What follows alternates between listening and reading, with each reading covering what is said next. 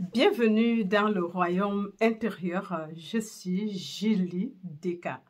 Alors, mes amours, c'est un plaisir de me retourner vers vous et j'ai fait quelques jours de congé. Et c'est vrai qu'en congé, c'est pas toujours facile de prendre les vidéos parce qu'il faut prendre tout le système avec, ouais. Alors, donc, comme je dis, c'est un réel plaisir de refaire cette petite vidéo. Et bon, petite, je ne pense pas qu'elle soit petite. C'est pas la petitesse, c'est le contenu qui est le plus important. Voilà, donc, nous allons parler, nous avons commencé il y a quelque temps, il y avait une série, La parole qui sauve. Alors, tout à l'heure, aujourd'hui, quand je lisais, et dans mes documents, j'ai retrouvé un bout de papier. Et sur ce bout de papier, j'avais noté la différence entre la métaphysique et la conscience mystique. Et je crois que ceci va déterminer peut-être nos prochaines lectures et autre chose. Alors, donc, et chacun pourrait déjà se déterminer où il est sur son parcours spirituel. Alors, la vie métaphysique consiste à s'inquiéter, à démontrer la paix, la sûreté, la sécurité, la prospérité, la santé, le bonheur. La conscience mystique, en revanche, consiste à démontrer la présence ou la grâce de Dieu, ce qui est l'unique et la seule démonstration légitime sur le chemin spirituel. Waouh! Quand j'ai relu ça aujourd'hui, je dis ok. En fait, la différence entre la métaphysique et la conscience mystique. Tout ça, on englobe ça sous le toit de spirituel. Mais la métaphysique, pendant qu'elle se préoccupe des effets, comment amasser les effets, le mystique se préoccupe à démontrer la présence de Dieu. Et je crois que c'est une autre que j'ai faite il y a de cela peut-être 4 ans ou 5 ans en arrière. J'ai toujours des petits bouts de papier comme ça, en fait. Donc, j'écris les petits feuillets, je mets dans mon sac ou bien je marche. Parfois, je sors, je lis et puis, bon, après, ça devient beaucoup. Hein, donc, peut-être ce serait mieux le cahier. Alors que c'est vrai que nous sommes en train d'étudier Neville Goddard et la loi consiste à manifester les effets. Ça, c'est clair. Et je n'ai jamais dit le contraire. Lui-même, Neville, quand il a fait la promesse, l'expérience de la promesse, il a dit avoir les effets, c'est bien. Mais entrer dans la promesse, c'est meilleur. Donc, je vais juste encore nous rappeler ce soir que, comme je le dis toujours d'ailleurs, parce que ces notes viennent de Joel Goldsmith, en fait, La Voix Infinie. Alors, je dis toujours que nous avons deux préoccupations. En fait, il y a un côté, la loi. Jusqu'à présent, même si je la donne, en fait, ça nous aide juste, comme je dis, je parle toujours des béquilles sur le chemin spirituel. Mais ça ne devrait pas être notre préoccupation primaire sur un chemin spirituel. Parce que le chemin spirituel, nous devons choisir. Où nous nous préoccupons des effets, c'est ce qu'on appelle la métaphysique. Tu te préoccupes des techniques pour manifester les effets et plus d'effets. La santé, tout ça, ça fait partie des effets. Parce qu'en réalité, comme a dit Jésus, repentez-vous, car le royaume des cieux est à l'intérieur de nous, de toi, de nous. Et on dit ça à une époque où les gens se préoccupaient et cherchaient le royaume des cieux dans les temples et que cela était devenu tout un système de commerce, un système commercial et de règles en fait. Dieu n'était plus une déité, mais Dieu n'était plus Dieu, mais il était juste dans les lois, ne fais pas ceci et puis tu ne fais pas le sabbat. Donc ils passaient leur temps à se préoccuper bon, je crois que Dieu était beaucoup plus, comment dire, humanisé en fait. Un homme qui se fâche, le courroux de Dieu, et qui se fâche, et si tu fais bien, il peut te punir. Et un Dieu qui ne devrait jamais être vu, en réalité. Il était vu juste après la mort. Maintenant, Jésus qui arrive à cette époque, il leur dit, qui a fait l'effet. Parce qu'on va demander, Neville a dit que Jésus n'a jamais existé en tant que tel, parce que Jésus veut dire l'expression, Dieu en expression, je suis. Le Christ, Dieu en expression. Donc, en fait, et Dieu en expression ne saurait vraiment signifier une personne visible. Il est en toi. Ça veut dire qu'il y aurait quelqu'un qui aurait peut-être à l'époque fait l'expérience, mais nous savons aussi que ce sont des allégories ou bien on emballe le message qu'on doit nous transmettre dans un personnage qu'il a porté, en fait. Donc, lui, dans Matthieu 6, il dit à ses disciples, ne vous souciez, Matthieu 6, ne vous souciez de rien. Ne vous faites pas de soucis de ce que vous allez manger, de ce que vous allez boire, de quoi allez-vous vous vêtir et où allez-vous habiter. Il dit, le corps est plus que l'habit et la nourriture. Qui parmi vous, par ses inquiétudes, peut ajouter une seconde à la coudée, une coudée à la durée de sa vie? Il dit, regardez les lilies de champ, ils ne filent ni ne cousent, mais Salomon, dans sa grâce, dans toute sa gloire, n'a pas été habillé comme eux. Il dit, regardez les moineaux, ils ne sèment ni ne moissonnent, mais votre Père les nourrit. Et si Dieu peut nourrir, peut prendre soin des moineaux, à plus forte raison de vous, hommes de peu de foi. Parce qu'en fait, quand tu dis « je suis », l'homme, Dieu n'a pas créé l'humanité entière. Bon, ça c'est encore un autre thème qu'on va voir. Parce qu'en fait, quand tu comprends qui tu es, Dieu en manifestation, ou Dieu en train d'être manifesté. C'est ça ce que je suis veut dire. Le Fils de Dieu. Et qui est le Fils de Dieu? C'est Jésus-Christ, ou bien tu penses que c'est toi en l'instant T. Parce que si je ne me reconnais pas comme Jésus-Christ, je ne pourrai jamais remplacer ou accomplir ce qu'il a accompli. Et par conséquent, je me mettrai à m'inquiéter pour les choses qui n'ont pas, en fait, qui n'ont pas lieu. Et en plus, il a ajouté en disant à ses disciples, cherchez plutôt le royaume des cieux et ce qui est juste à Dieu.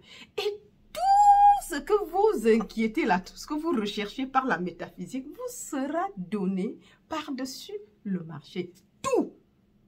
Il n'a jamais dit que tu auras seulement une seule chose. Il n'a jamais dit que tu auras juste l'habit et tu n'auras pas de maison. Et il dit que votre Père vous donnera plus que ce que vous ne pouvez penser et imaginer.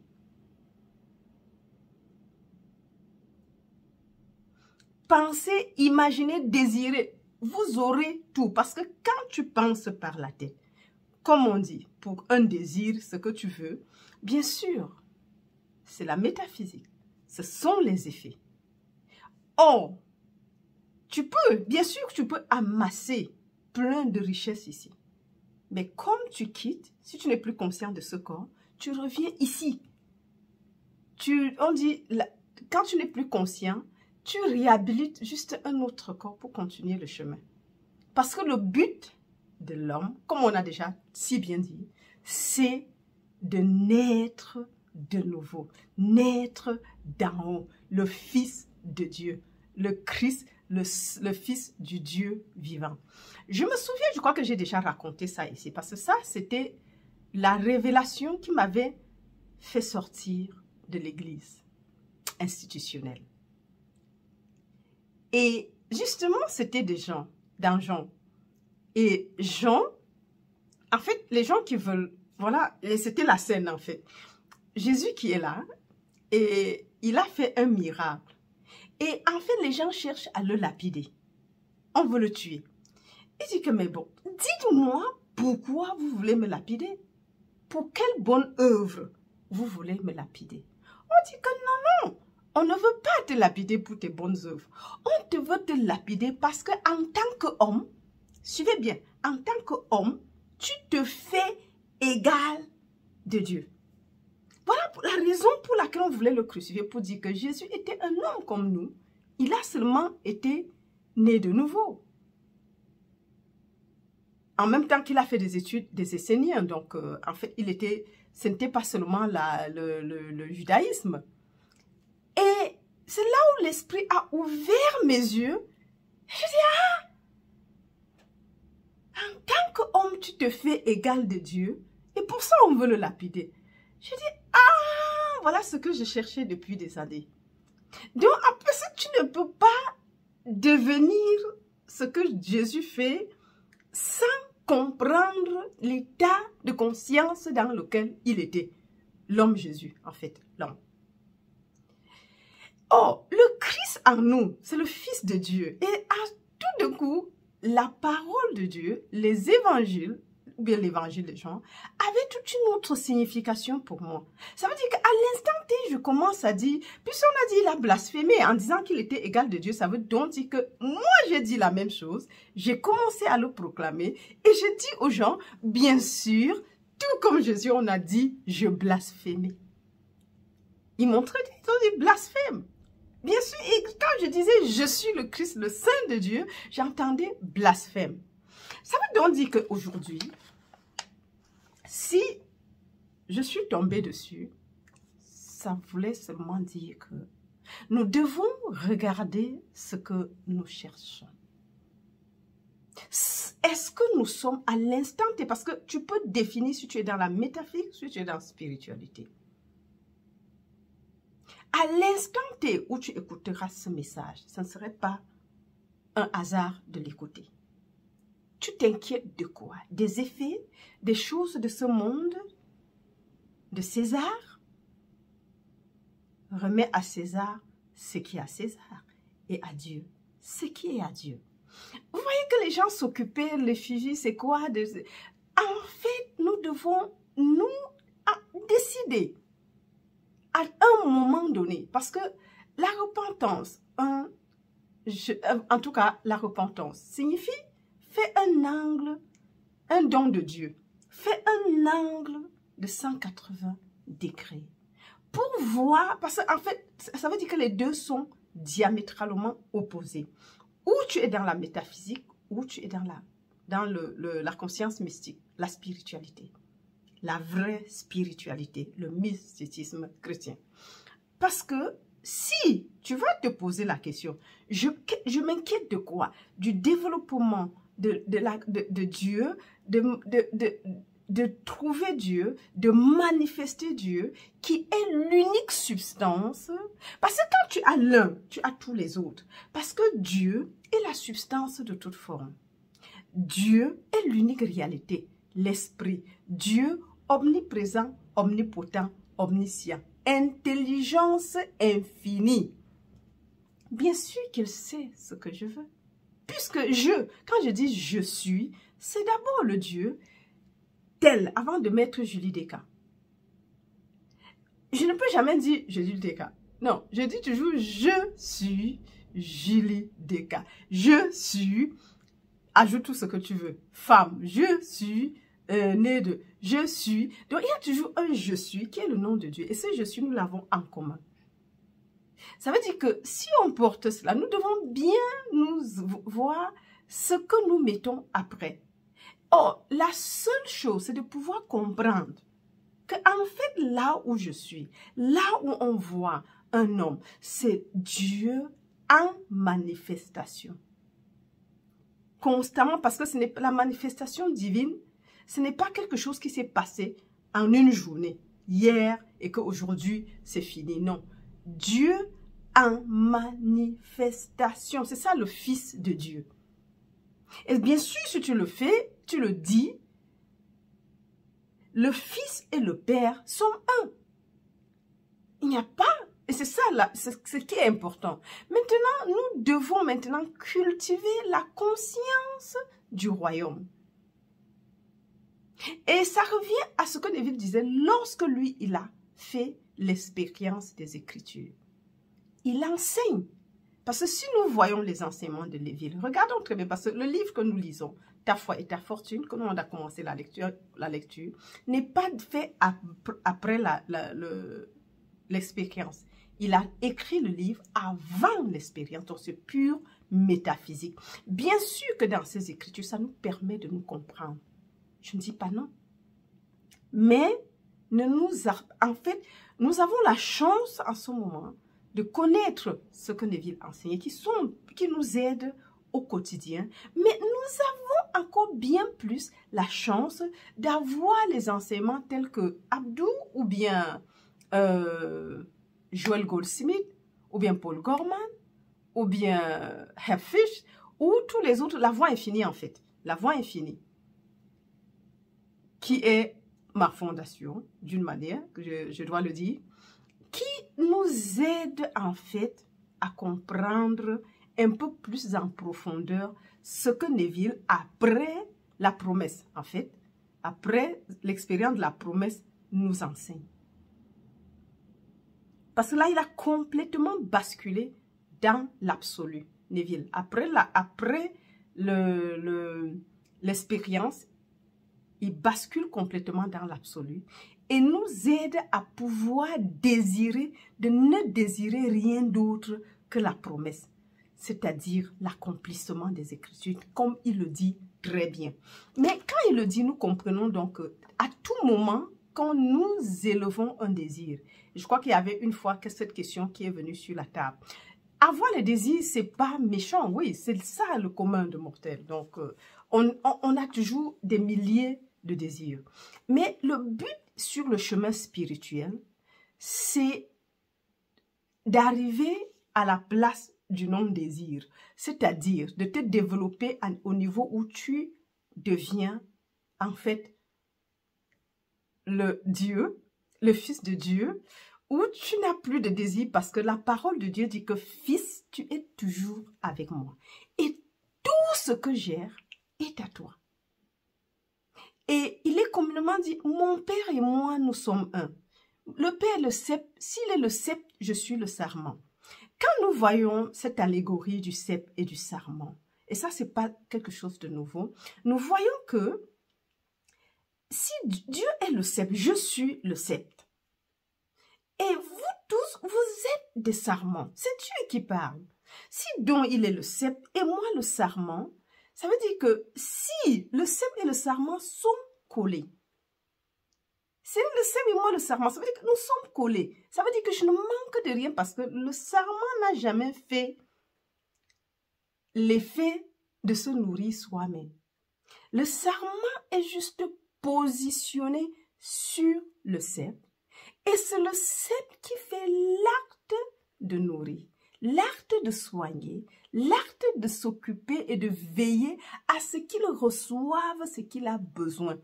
Le but du sceptre étant de porter de fruits et de très bons fruits.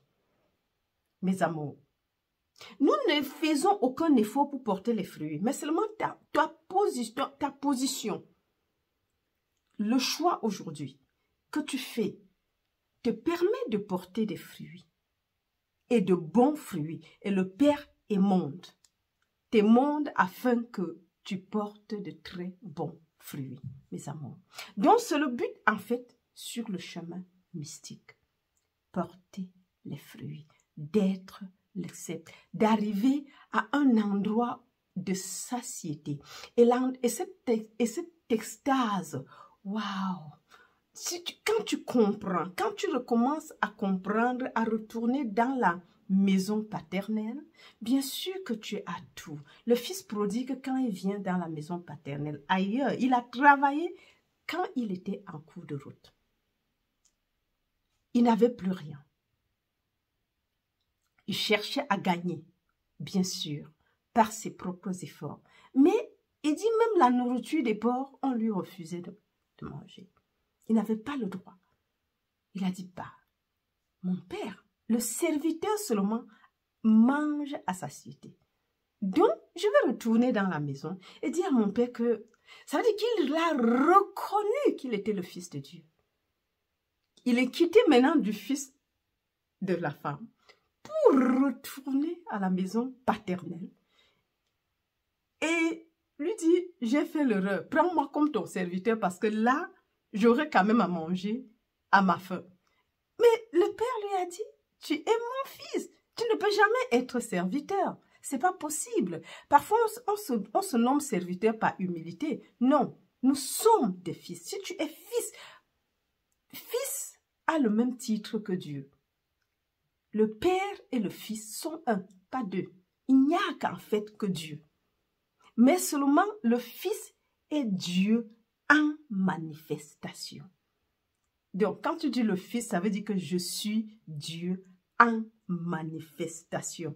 L'invisible se rend visible par le visible. Et sans l'invisible, le visible n'est pas. Et sans le visible, l'invisible n'est pas vu. Mais l'invisible est toujours invisible.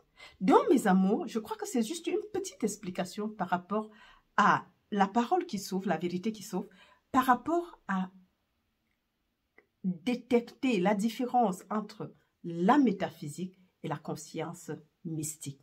Si nous comprenons cela, nous pourrons nous positionner et ça nous permettrait de savoir ce que nous allons faire.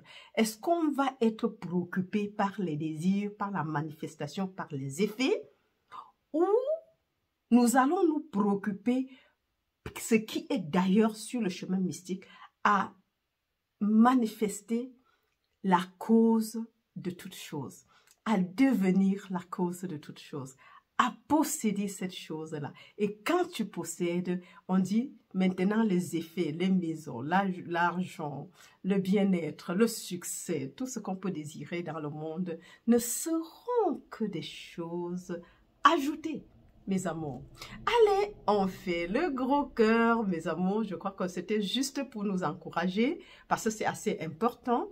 Donc, je vous aime très, très, très fort. Et si tu me regardes pour la première fois et que tu n'es pas encore abonné, fais-le dès maintenant. Et le faisant, n'oublie pas d'activer la cloche de notification afin d'être avisé automatiquement lors des prochaines publications. Et merci pour les nouveaux abonnés. Soyez les bienvenus. Et surtout, surtout, surtout, partagez le message tout autour de vous. Et likez, laissez les messages, posez des questions. On va traiter, je crois qu'il y a une question qui est ouverte et on va la traiter peut-être demain ou après-demain, mais bon, très rapidement. Donc, mes amours, sur chaque vidéo se tient un lien PayPal. Merci de soutenir l'œuvre. Allez, bye bye!